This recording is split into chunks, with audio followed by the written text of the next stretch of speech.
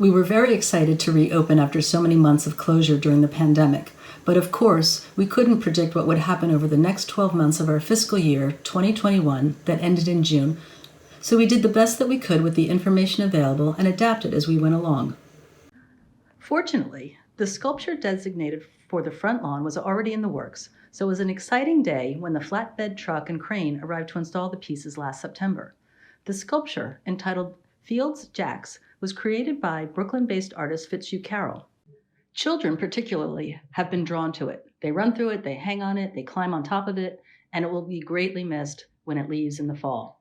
In fact, Fitzhugh's sculpture was so well received that we included it as a stop on our newly created Trick or Treat Trek fundraiser last October.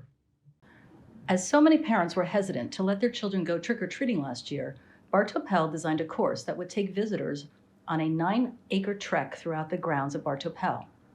We gave out candy at each station: Swedish fish at the fountain pond, candied corn in the vegetable garden, Sour Patch Kids in the orchard. Well, you get the idea. It was a lot of fun. The December holiday season was also well received. Since it was such a bitter 2020 for everyone, Bartow-Pell decided that it should end the year on a sweet note, so the theme for the holiday festivities was candy-filled. Every decorated tree, 11 in all, were draped in sugar-coated fun. The carriage house also served as a pop-up holiday gift shop that included Bartow-Pell chocolate bars wrapped in its traditional Bartow green, which made wonderful stocking stuffers. The winter and spring brought several new collection additions to Bartow-Pell. Not only was the museum the recipient of a pair of pier mirrors dating from the 1820s that now grace the north wall of the north parlor, Nora Mazer donated a beautiful centered table for Bartow-Pell's entrance hall. Another piece, which is part of Bartow-Pell's teaching collection, is the Northeast Woodland Native American Wigwam. The wigwam that was built in 2004 saw its end of days during the pandemic. The museum launched a virtual fundraiser and was unexpectedly surprised when it was fully funded within 2 weeks.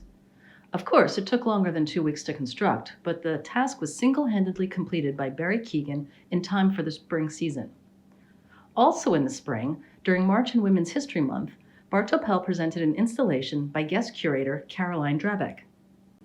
The installation, entitled Home is Where the Music Is, featured musical instruments, sheet music, ephemera, and sound to illustrate 3 centuries of music technology which enabled the private enjoyment of music and musical performance. To coincide with Home is Where the Music Is, a live-streamed closed-set performance by Daltrick in the Double Parlors took place on Sunday, March 15th. Daltrick is an artist project of music technologist and electronic musician Claire Marie Lim. She is known for her dynamic live electronic music performances of synth, drum machines, and vocals, enabling her to paint auditory experiences that seamlessly meld electronica, pop, future bass, and dance music. Her endeavors have been hailed as shattering the glass ceiling of electronic music, especially in her advocacy of female and Asian representation.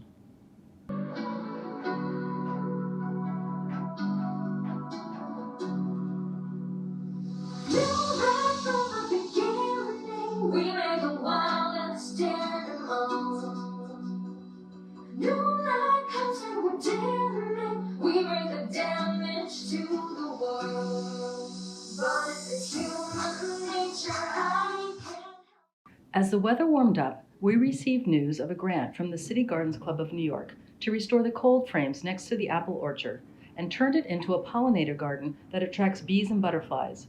We created a pollinator add-on module for our Growing from the Ground Up elementary school program, and we are all set to go once field trips are allowed again. We want to give a big shout out to Ann Loughran for bravely and triumphantly taking on the vegetable garden this past summer. All season long, there was a plentiful bounty of vegetables including cucumbers, tomatoes, corn, pepper, eggplant, squash, and we're looking forward to the fall harvest. Of note was the installation of 2 handicap-accessible beds constructed by Pelham Boy Scout Troop No. 1. They are of tremendous value in terms of wheelchair accessibility, and the vegetables are out of reach of the pesky woodchucks. The spring wouldn't have been complete without Bartow-Pell's Casa Program.